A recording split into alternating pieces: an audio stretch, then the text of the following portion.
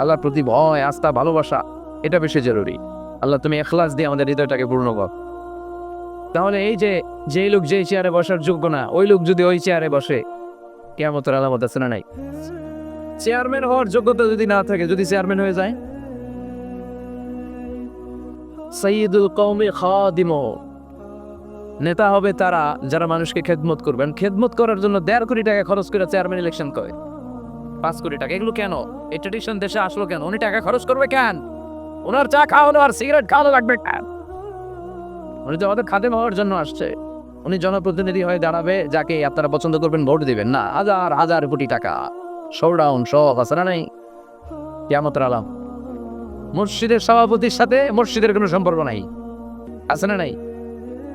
সব সভাপতিকে আমি এক পাল্লায় মেপে দিচ্ছে, বেশিরভাগের এই অবস্থা। ভালো 2-1 জন আছে, আমি জেনারেলাইজ করছি না। সভাপতি তো হবেন তিনি যার সাথে মসজিদের দরদ বেশি, মায়া বেশি, মসজিদে যায় বেশি, যে কি না? এখন বছরে ওনারা একবারে খুঁজে পাওয়া যায় না উনি সভাপতি, উনি সেক্রেটারি, উনি ক্যাশিয়ার, আছে না নাই? তার মানে উনি এখানে বসার যোগ্য ছিল না, ওনার বসানো হয়েছে। যে লোক যেই চেয়ারে বসার যোগ্য না, তারা যখন ওই চেয়ারে বসিয়ে দেওয়া হবে, বিষ্ণু বললেন তখনই কিয়ামত হয়েছে। কিয়ামতের আলামত আমানতের খেয়ানত, এটা অনেক বড় বিষয়। আমার সম্পদ আছে, এই সম্পদটা আল্লাহর দেয়া আমার কাছে আমানত। আমার শক্তি আছে, এই শক্তি আমানত। যুবক যারা আছো, তোমাদের যৌবনটা আল্লাহর দেয়া তোমাদের কাছে সবচেয়ে বড় নিয়ামত এবং আমানত। তোমরা এখন চাইলে অনেক কিছু করতে পারো। তোমাদের একটা সদিচ্ছা তোমাদের এলাকাটারে জান্নাতি বানিয়ে দিতে পারে। তোমরা চাইলে সাগরের স্রোতকে পাল্টে দিতে পারো, বাতাসের গতিকে উল্টে দিতে পারো, তোমরা ইতিহাস রচনা করতে পারো। বিশ্বনবী যখন তোমাদের মতো যুবক ছিল, তিনি হালাপুল ফুদুল যুব সঙ্গ করেছেন, গানের কনসার্ট করে নাই, যাত্রাপালা করে নাই, নাচানাচি করে নাই। উনি হাতে হাত রেখে বলছেন মক্কার বুকে কোনো টেন্ডারবাজি থাকবে না, মক্কার জমিনে কোনো চাঁদাবাজি থাকবে না, ধর্ষণ থাকবে না, মক্কার জমিনে কোনো দুর্নীতি চলবে না। এখন একটার পর একটা আমানত আমরা খেয়ানত করে চলি। আমার সম্পদ আমার আমানত, আমার ছেলে মেয়ে আমার আমানত। আমার ছেলে কার সাথে মিশে, ও ডিশের কোন চ্যানেল দেখে, ওই ইউটিউবে কোন সাইট ব্রাউজ করে, এটার ব্যাপারে কিয়ামতের দিন আমরা জিজ্ঞেস করবে কে? কারণ এটা আমার। যিনি চেয়ারম্যান, পুরো ইউনিয়ন পরিষদ তার কাঁধে আমান। যিনি এমপি, ওনার এলাকায় কি ঘটে না ঘটে এটা খোঁজ খবর নেওয়া তার আমানা। মেম্বার অফ দ্য পার্লামেন্ট যিনি আছেন এই এলাকা, তার এলাকায় যদি ইয়াবার আড্ডা বসে, গাঞ্জার আসর বসে, এটা তার দায়ভার তিনি এড়াতে পারেন না। তার এলাকায় ধর্ষণ হলে এটার দায়ভার তিনি এড়াতে পারেন না, এটা তো আমার। যিনি মন্ত্রী, পুরো মন্ত্রণালয় এটা তার কাঁধে। যিনি মাননীয় প্রধানমন্ত্রী, আমার 56,000 বর্গ মাইলের প্রতিটা ইঞ্চি মাটি তার হাতে আমার। এটা অনেক বড় বিষয়। আর মুমিনের বৈশিষ্ট্য হচ্ছে ওয়াল্লাযীনা হুম লিআমানাতিহিম ওয়া আহদিহিম রাউন, যারা বিশ্বাসী তারা কথা দিয়ে কথা রাখে আর আমানতের খেয়ানত করে। এজন্য আমানত পূর্ণ করতে রাজি আছেন। যেখানেই আমানত নষ্ট হবে সেখানেই কিয়ামতের ভয় আছে না নাই? দেখেন বিশ্বনবী কত চমৎকার করে দার্শনিকের মতো বলে গেলেন, যাই বলে গেলেন তার পুরোটাই সমাজের সাথে মিলে যায়। কিয়ামতের আগে বড় বড় টাওয়ার বানানোর প্রতিযোগিতা শুরু হয়ে যাবে। আরব বিশ্বে দেখবেন বুর্জ আল খলিফা, জমজম টাওয়ার, এই টাওয়ার ওই টাওয়ার, একটার পর একটা টাওয়ার। বিশ্বনবী বললেন কাবার পাশে যে পাহাড়গুলো আছে, কাবার পাশে টাওয়ারের উচ্চতা যদি পাহাড়ের চেয়ে উঁচু হয়ে যায়, ফাআলাম ইন্নাল আমরা কদ আযাল্লা, জেনে রাখো কিয়ামত বেশি দূরে নাই, কিয়ামতের ছায়া তোমার উপরে ছায়া দিচ্ছে। এখন মক্কা শহরের পাহাড়ের চেয়ে হাইট বেশি এরকম বিল্ডিং আছে না নাই? কাবা ঘরের পাশেই তো একটা আছে জমজম টাওয়ার, 120 তলা উঁচু। দিমাগের ক্লক টাওয়ার 120 তলা, বিশাল হলো ঘড়ি লাগান। এগুলো সব কিয়ামতের আলাপা। ওর 2টা গাড়ি আছে, আমার লাগবে 4টা গাড়ি। ও তাহাজ্জুদ পরে, আমারও যে পড়তে হবে ওই টেনশন নাই। ওর মেয়ে হেজাব পরে, আমার মেয়েটারও হেজাব পড়াবো এই চিন্তা নাই। ওর ছেলে নামাজি যায়, আমার গাঞ্জা কুট্টারও নামাজি বানাবো এই টেনশন করে না। খালি সম্পদ কেমনে বাড়াবে, দুনিয়াবি চিন্তা। এই পৃথিবীটা একটা ধোঁকা, এই পৃথিবীটা একটা ধোঁকা। একটু থামেন, sit down and think about death. মৃত্যু সম্পর্কে ভাবেন। The most certain thing in our life is death. আমাদের জীবনের সবচেয়ে সুনির্দিষ্ট নিশ্চিত বিষয়টা হচ্ছে মরা লাগবেই, চলে যেতে হবে, ঠিক কিনা? কিন্তু এই দুনিয়ার মায়াজালে আটকে পড়ে আমরা আখিরাতকে, মৃত্যুকে বেমালুম ভুলতে বসেছি। বিশ্বনবী বললেন কিয়ামতের আগে মানুষের টেন্ডেন্সি হবে, মানুষ বড় বড় ইয়াতাতাওয়ালুনা feel বুনিয়ান, people will start to compete constructing high rises building in the cities. সমাজে বড় বড় টাওয়ার বানানো শুরু করে দেবে, এটা আছে না নাই? এরপর বিশ্বনবী বললেন যুহুরুন নিসা আল কাসিয়াত আল আরিয়াত আল মাইলাত আল মুমিলা, কিয়ামতের আগে পোশাক পরিহিতা নেকেড উলঙ্গ নারীদের সংখ্যা বেড়ে যায়। ভয়ঙ্কর। বিশ্বনবী বললেন কাসিয়াত আল আরিয়াত আল মাইলাত আল মুমিলা, পোশাক পরিহিতা উলঙ্গিনী, মানে বোরকাও পড়বে, বোরকাও আলী, তিনি বোরকা পড়েন কিন্তু টাইট ফিটিং বোরকা। তো এতে আপনি আমার মায়েরা, আমার বোনেরা, আমি আপনাদেরকে সবসময় সম্মান দিয়ে কথা বলার চেষ্টা করি, একটু বোঝা। এই যে আপনি টাইট ফিটিং এর বোরকাটা পরলেন, এতে লাভটা হলো কি? আপনার দেহের উঁচু নিচু ভাঁজ টের পাওয়া যায়, আপনার সৌন্দর্য প্রকাশ পেয়ে যায়। হেজাব আল্লাহ এমনি এমনি দেয়, যার সম্মান বেশি ওটা প্যাকেট বেশি। কথা কম। ডায়মন্ডের আংটি ওই রাস্তার মধ্যে বিক্রি করে না, স্বর্ণের আংটি না, ওইটা স্পেশাল মার্কেটে বিক্রি করে। কোনো মার্কেটের সামনে পুলিশ রাইফেল নিয়ে দাঁড়ায় থাকে না, কিন্তু স্বর্ণ মার্কেটের সামনে রাইফেল আছে না নাই? ভিতরে স্পেশাল সিকিউরিটি আছে না নাই? গ্লাস ফিটিং করা, ওইখানে সিকিউরিটি আলাদা, স্পেশাল লকার আছে না নাই? কারণ এটার দাম বেশি, তাই এটা পর্দা বেশি, প্যাকেট বেশি। সুবহানাল্লাহ পড়ে। নারীদেরকে তো ইসলাম মর্যাদা দিয়েছে। বিষ্ণু বলেছেন দুনিয়া কুল্লু আমাচা ও খায়রু মাতা'আদ দুনিয়াল মারআতুস সালিহা, দুনিয়া সব হলো সম্পদ, আর এই সব সম্পদের মধ্যে সবচেয়ে দামি সম্পদ হচ্ছে নেককার নারী। এদের পেটগুলো খনি, এই নেককার নারীগুলো যদি হেজাব মেনটেন করে, এই পেটগুলো থেকে আল্লাহ বেরোবে, নাজমুস সাকিব বেরোবে, কারি আহমদ বিন ইউসুফ আল আজহারি বেরোবে, বড় বড় মুফাসসিরে কোরআন বেরোবে। আর যদি হেজাব না করে, জি বাংলা স্টার জলসানি মশগুল হয়ে থাকে, টেন্ডারবাজ, চাঁদাবাজ, ডাকাত, এগুলো বেরোবে। ওজনে কম দিবে, খাদ্যে ভেজাল দিবে, মাছে ফরমালিন দিবে, গাঞ্জার টাকার জন্য লাথি মেরে মারে ঘর থেকে বের করে দিবে। এজন্য নারীরা, আমার বোনেরা, আপনারা অনেক সম্মানিতা, নিজেদের সম্মান সম্পর্কে সচেতন হন।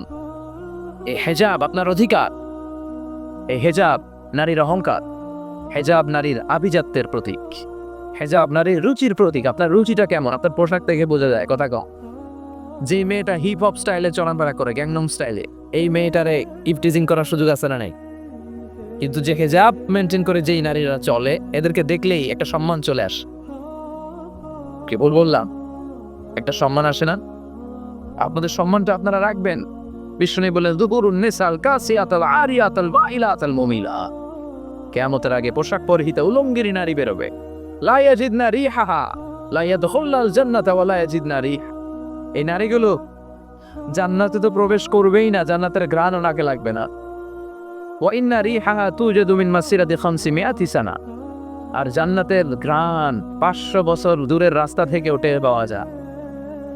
খেয়াল করে বুঝেন, এখান থেকে জান্নাতে পৌঁছতে আরো 500 বছরের রাস্তা। কয় বছরের? এত দূরে থাকতেই জান্নাতের সুবাতাস এসে আপনার নাকে ধাক্কা লাগে। সুবহানাল্লাহ পড়বেন না?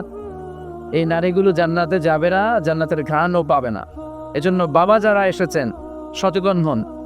আপনার মেয়ে চাইলেই যে কোনো ড্রেস আপনি তাকে কিনে দিতে পারেন না। মায়েরা যারা আমার কথা শুনছেন, আপনার মেয়ে আবদার করবে, সে তো ছোট, সে কি বুঝে? কিন্তু দেখবেন অনেক বিয়ের অনুষ্ঠানে আমি দেখেছি, মায়ের বয়স হচ্ছে 60, মায়ের হাত মোজা পা মোজা, বোরকা লাগাইছে 2টা, পাশে ষোড়শী অষ্টাদশী তন্নি সুন্দরী সুস্নিগ্ধা এক মেয়ে, বয়স মাত্র 18, ওর বুকে অন্য নাই, ওটা গলায় শোভা পাচ্ছে। 8 বছরের বুড়া মহিলার দিকে কেউ তাকাবে? ওনার তো ডেট এক্সপায়ার্ড, সৌন্দর্য যা ছিল সব শেষ, তার দিকে তাকাবে না। তার উঠতি বয়সের তরুণ মেয়েটার দিকে অনেকে তাকাবে, কারণ এটা জেনেটিক্যাল একটা ইস্যু। তা পুরুষ একটা নারীর দিকে জেনেটিক্যালি আকৃষ্ট হবে, এটাই স্বাভাবিক, ঠিক না? এজন্য আপনার হাত মোজা পা মোজা আপনার দরকার ছিল না, আপনি পাতলা কাপড় বললেও সমস্যা নাই। কথা কয়, হাত মোজা পা মোজা দরকার ছিল আপনার যুবতী মেয়েটার পায়ে। এজন্য আপনারা আপনাদের সম্মান কি বুঝবেন? যারা নারী স্বাধীনতার কথা বলে, নারী আন্দোলনের কথা বলে, এরা নারীদেরকে ঠকায়, এরা নারীদেরকে বিজ্ঞাপনের বিলবোর্ডে নগ্ন করে উপস্থাপন করে। রাস্তা দিয়ে হাঁটি, চোখ খুলতে পারি না। আমার মায়েরা, এরা আমার দেশের মেয়ে, এরা এই 56,000 বর্গমাইলের মেয়ে। এই মেয়েগুলোকে উলঙ্গভাবে হাফ নেকেট করে এই সিনেমা হলগুলোর পোস্টারগুলো যে দেওয়া হয়েছে, এটা এদের সম্মান বেড়েছে না কমেছে? ওদিকে চোখ তুলে তাকানো যায়? এদের নারী স্বাধীনতার কথা যারা বলে, এদের কথায় ফাঁদে পা দিবেন না। এরা আপনাদের সম্মান বাড়াতে চায় না, এরা আপনাদেরকে বিলবোর্ডে উঠাতে চায়, আপনাদেরকে উলঙ্গ করে রূপালী পর্দায় উঠাতে চায়, টিভির পর্দা আপনাদেরকে নেকেট করে উপস্থাপন করতে চায়। এদের ঘরেই নারীরা বেশি নির্যাতিত হয়, এদের কাজের মেয়েরাই বেশি নির্যাতিতা, আর সুযোগ পেলে এরা ধর্ষণে সেঞ্চুরি করতে দেরি করে না। নারীদেরকে সম্মান দিয়েছে ইসলাম। আমার বোনেরা, আমাদের সম্মান যেন আমরা রাখতে পারি। আল্লাহ তুমি বোঝার তৌফিক দান না। এরপরে বিষ্ণু বললেন, এটা আতু জাউজা ওয়া উকুকুল উম, কিয়ামতের আগে বিয়ে করার পরে এই ছেলেগুলো মাকে ভুলে গিয়ে স্ত্রীর পেছনে পেছনে দৌড়াবে, স্ত্রীর আনুগত্য করবে। এরকম নমুনা আছে না নাই? মাকে ভুলে যাওয়া যাবে না। মায়ের দোয়া বড় দোয়া। মায়ের দোয়া সবার আগে কবুল। বুলেট মারলে বুলেট মিস হয়, মায়ের দোয়া মিস হয়। খবরদার। স্ত্রী চলে গেলে নতুন স্ত্রী পাওয়া যায়, মা মরে গেলে মা পাওয়া যায়। তাই বলে আমি বলছি না আপনার স্ত্রীকে ডিভোর্স দেন না, বুঝান। মাকেও বুঝান, স্ত্রীকেও বুঝান, বুঝানোর চেষ্টা করেন। সমাজের এখন সবচেয়ে বড় সমস্যাটা হচ্ছে শাশুড়িরা চায় আমি ডমিনেট করব আমার এতদিনের গড়া সংসার। বউ এসে কয় না আমি আইছি মাগার আমি সব খায় হল। আছে না নাই? এই যে সবাই ডমিনেট করতে চাই, এটা সমস্যা। সমাধানটা কি? সমাধানটা হচ্ছে আমাদের শাশুড়ি যারা আছে সমাজের, তাদের উচিত বৌমাটারে নিজের মেয়ের মতো মনে করা। নিজের মেয়ের যেখানে বিয়ে দিছে ওইখানে কিন্তু খুব খোঁজ নেয়, মা তোর কি অবস্থা, তোর কষ্ট হইল কিনা, ইত্যাদি ইত্যাদি। কিন্তু ছেলের বউ কেরা যারা আছে এরা দিয়ে ইচ্ছে মতো কাজ করে, এরকম টাকা আছে না নাই? ডাবল স্ট্যান্ডার্ড, এটা ঠিক না। আর বৌমা যারা আছেন, ঘরের বৌমা, এরা শাশুড়িকে একটু মায়ের মতো মনে করেন না। কারণ একদিন আপনিও শাশুড়ি পদে চলেছে, একদিন আপনিও শাশুড়ি হবেন। রং ধরা যৌবন জং ধরে শেষ, আপনারও ছেলে হবে, এই ছেলের বিয়ে করাতে হবে, এই ছেলের বউ এসে আপনার ঘরে তাই করবে আপনি আপনার শাশুড়ির সাথে যা যা করে চান। এই ছোট্ট হিসাবটা বুঝতে চায় না। শাশুড়ির উচিত বৌমাকে নিজের নিজের মেয়ের মতো করে আদর করা, যত্ন করা। আর বৌমাদের উচিত শাশুড়িকে মায়ের মতো সেবা করা। এই মিউচুয়াল আন্ডারস্ট্যান্ডিংটা থাকলে কোনো বরে আর ঝগড়া হবে? মাকে ভুলে গিয়ে স্ত্রীর পেছনে পেছনে দৌড়াবে। খবরদার, খবরদার। আপনি নামাজি হতে পারেন, মুসল্লি হতে পারেন, হাজী সাহেব হতে পারেন, কিন্তু মা যদি বদদোয়া দেয় আপনার সব শেষ। দুনিয়াও শেষ, আখিরাতও শেষ। মায়ের মর্যাদা বাবার চেয়ে 3 গুণ বেশি। হামালে সুগম্যহ, কারণ বাবা পেটে ধরে নেই, পেটে ধরছে কে? ওয়াহাদান আলা ওয়াহান, 8 মাস 10 মাস এই বোঝাটা বাবা বহন করে নেয়। করলো কে? ফিসালহু ফি আমাইন, 2 বছর বাবা দুধ খাওয়ায়নি, দুধ খাওয়ালো কে? মায়ের এক ধার দুধের দাম কাটিয়া গায়ে চাম, পাপস বানাইলে ঋণের শোধ হবে না। এমন দরদি ভাবে কেউ হবে না আমার মা।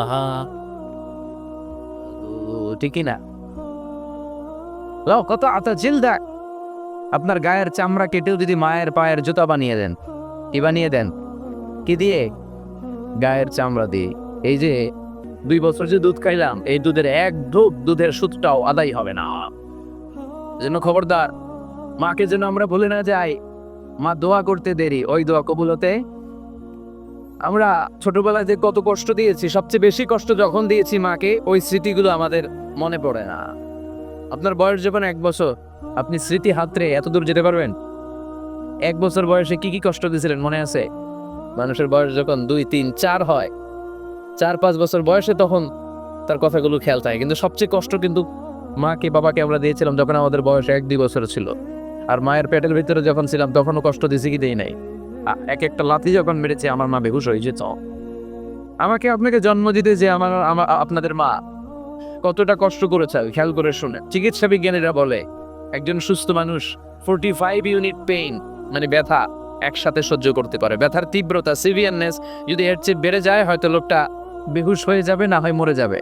কিন্তু আমার আর আপনার মা আমাকে আর আপনাকে জন্ম দিতে যে ওই ডেলিভারি যখন দিয়েছিল, 57+, 57 ইউনিটেরও বেশি ব্যথা তিনি সহ্য করেছিল। যেটা কোনো অ্যাক্সিডেন্টে আমাদের দেহে প্রত্যেকে 206টা হাড্ডি, কোনো সড়ক দুর্ঘটনায় আপনার দেহের 20টা হাড্ডি একসাথে টাস টাস করে ভেঙে গেলে যত ব্যথা, তার চেয়েও বেশি ব্যথা। যেন খবরদার, খবরদার, মাকে যেন আমরা খুলে না যাই। মায়ের দোয়া যেন নেই। কখনো যদি মায়ের সাথে বেয়াদবি করে থাকি, আমরা যেন মাফ চেয়ে নেই। আমরা সবাই মায়ের দোয়া নিব। মায়ের দোয়া ছাড়া কেউ জীবনে সফল হতে পারে? মা যার চলে গেছে তারা জানে মা না থাকার কি জানা। মায়ের কথা মনে পড়ে না? যখন ত্রিনিঝুম এই চোখে ঘুম, একলা শূন্য ঘরে তোমায় মনে পড়ে মাগো মনে পড়ে, জানি তোমার দোয়া পেলে উঠব সকল বাধা ঠেলে, তোমার দোয়া সকল কাজে জড়ছে মাথায় পড়ে, তোমায় মনে পড়ে মাগো তোমায় মনে পড়ে, যখন রাত্রি নিঝুমে চোখে ঘুম একলা শূন্য ঘরে, তোমায় মনে পড়ে মাগো তোমায় মনে পড়ে। ঠিকিরা আমরা যারা মা হারা বাবা হারা আল্লাহর কাছে আমরা কামনা করি আল্লাহ আমাদের বাবা মাকে তাদের কবরগুলোরে তুমি জান্নাতের টুকরা বানিয়ে দাও। বিষ্ণু বললেন যুখরুফাতুল মাসাজিদ ওয়া তাবাহি বিহা, কিয়ামতের আগে মসজিদ নিয়ে অহংকার শুরু হয়ে যাবে।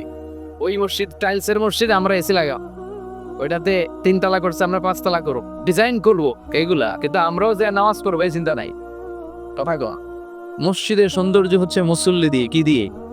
কিন্তু আমাদের মসজিদগুলো মুসল্লি শূন্য। ফজরের সালাতে বেহাল দশা, কথা বলেন, জোহরের সালাতে বেহাল দশা, আসরের বেহাল দশা, মাগরিবে একটু বাড়ায় আসা আবার বেহাল দশা, কথা বলেন। এজন্য মসজিদে গিয়ে সালাত পড়তে হবে। মসজিদ নিয়ে বাড়াবাড়ি করা যাবে না, দলাদলি করা যাবে না। মসজিদকে আমরা এত ডিজাইন করি, এটাও নিষেধ। মসজিদের সামনের দেয়ালে ঘড়ি টড়ি লাইটিং ফাইটিং এগুলো যত কম দেয়া যায়, তাহলে দৃষ্টিটা ওইদিকে যাবে না। লাইট টাইট সবকিছু পেছনে হবে, যার ঘড়ি দেখা দরকার পেছন থেকে দেখে নিবে, সামনের জায়গাটা হবে ফ্রেশ। কিন্তু এরকম মসজিদ বাংলাদেশে খুঁজেই পাওয়া যায় না, কথা বলে। বিশ্বনবীর মসজিদ ছিল, বুখারীর বর্ণনা, ওয়াকানা সাখফুল মসজিদে জারিদুন নাখা, বিশ্বনবীর মসজিদে নববীর ছাদ ছিল খেজুর পাতা দিয়ে তৈরি, ডালা দিয়ে তৈরি ছাদ। আর মসজিদে নববীর ফ্লোর ছিল বালুর ফ্লোর, বৃষ্টি হলে কাদামাটি হয়ে যেত। বিশ্বনবীর সাহাবীরা বর্ণনা করেন, রাআইতু রাসূলুল্লাহি সাল্লাল্লাহু আলাইহি ওয়াসাল্লাম ইয়াসজুদু ফিল মাই ওয়াত তিন, কাদামাটির উপরে বিশ্বনবী সিজদা দিচ্ছেন, নামাজ করছেন। সালাম ফিরিয়ে বিশ্বনবী যখন সাহাবীদের দিকে মুখ ফিরিয়ে বসে তাসবিহ পড়তেন, সাহাবারা বর্ণনা করেন, রাআইতু আসারা তিনি ফি জাবহাতি, বিশ্বনবীর কপাল মোবারকে আমরা কাদা আর মাটি দেখতে পেয়েছি। আমাদের মসজিদে খালি টাইলস, তোরা ঢাকায় টাইলস, আমরা উজবেকিস্তান থেকে টাইলস নিয়ে আসু, আছে না নাই? এজন্য মসজিদ যে যেন আমরা দলাদলি না করি, মসজিদটা যেন হেদায়েতের মার্কাজ বানায়। রাজি আছেন তো? বাচ্চাদেরকে মসজিদে যেতে দিবেন, আমি সব জায়গায় বলি। অনেক মুরব্বীরা আছে বাচ্চাদেরকে মসজিদে ঢুকতে দিতে চায় না, আছে না নাই? বাচ্চা ঢুকাইলে রেগে যায়, রেগে যান কেন? ওর বয়সে তো আপনি মসজিদের দিকে আসার খান নাই, মসজিদের দিকে উল্টায় পরে আসার ওর খান নাই। ও আসতে যাচ্ছে, আসতে দেন। বাচ্চারা মসজিদে আওয়াজ করবে, এতে কোনো সমস্যা নাই, বাচ্চারাই তো আওয়াজ করবে, আপনি করবেন? বাচ্চারা লাফালাফি করলে ভালো লাগে? 80 বছরের বুড়া মানুষ লাফ দিলে ভালো লাগবে? কথা কন, তোর বিশ্রী দেখা যায়। বাচ্চারা এরকম লাফালাফি করবে। তুরস্কের বিভিন্ন মসজিদের দেয়ালে ফেস্টুনে ব্যানারে লেখা থাকে, নামাজ চলা অবস্থায়, জামাত চলা অবস্থায় যদি পিছনে বাচ্চাদের আওয়াজ চিল্লাফাল্লা শুনতে পাওয়া না যায়, তাহলে ভবিষ্যৎ প্রজন্ম নিয়ে তোমাদের চিন্তায় থাকা উচিত। পিছনে বাচ্চাদের আওয়াজ নাই, তার মানে আমার নাতিপুতি, আমার ছেলেমেয়েরা তো নামাজই হচ্ছে না। আর তারাবি নামাজ পড়তেছে, পিছনে চিল্লায় ফাটায় ফেলাইতেছে, তার মানে ইনশাল্লাহ ভবিষ্যতে নাতিপুতিরা সবগুলা মুসল্লি হয়। কথা বলেন, বুঝায় দিবে বাবারা দুষ্টামি করিস না, কিছুক্ষণ থামবে আবার শুরু করবে। এইটাই বাচ্চাদের সৌন্দর্য, এটা বাচ্চারা করলেই বানায়। বাচ্চাদেরকে যেন আমরা মসজিদে নিয়ে যাই, রাজি আছেন তো? আল্লাহ বুঝার তৌফিক দান করো। বিশ্বনবী বললেন, ইয়াতাকারাবুজ জামান তাতাকারাবুল আসওয়া, কিয়ামতের আগে ইয়াতাকারাবুজ জামান, সময়ের বরকত কমে যাবে। 1 বছর মনে হবে 1 মাস, মাস মনে হবে 1 সপ্তাহ, 1 সপ্তাহকে মনে হবে 1 দিন। মনে হয় যে অল্প কয়েক মাসের ব্যবধানে বছরটা ঘুরে যেন আবার চলে আস, এরকম মনে হয় না? বরকত উঠায় নিচ্ছে কে? কথা বলেন। এরপর খাবারের স্বাদ উঠায় নিচ্ছে কে? আগে খাবারের যে স্বাদ ছিল এখন এটা আছে? আগে ইলিশ মাছ রান্না করলে যে ঘ্রাণ হতো, এখন এই ঘ্রাণ পাওয়া যায়। আগে শোল মাছের ঝোল রান্না করলে যে স্বাদ হতো, আগে চিংড়ি মাছ রান্না করলে যে স্বাদ লাগতো, এখন এই স্বাদ পাওয়া যায়। সব তুলে নিল কে? দেখেন বিশ্বনবী যা যা বললেন তার প্রমাণ সমাজে আসছে না নাই? শুনতেছেন? কষ্ট হচ্ছে? আরো দু একটা আলামত শুনবেন? এসে